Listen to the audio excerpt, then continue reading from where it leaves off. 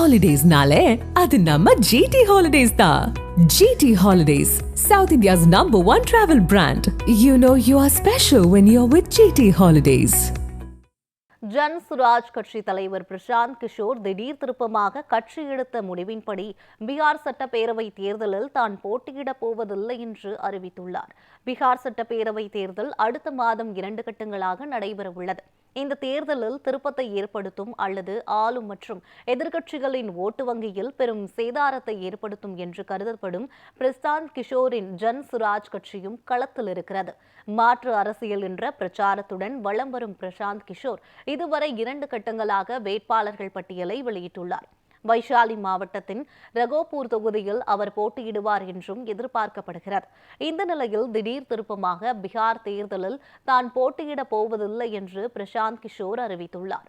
கட்சியில் நலன் கருதியும் கட்சி எடுத்த முடிவின்படியும் கட்சி வளர்ச்சி பணிகளிலும் கட்சியின் அமைப்பு ரீதியான பணிகளிலும் தொடர்ந்து ஈடுபடுவேன் என்று அவர் கூறியுள்ளார்.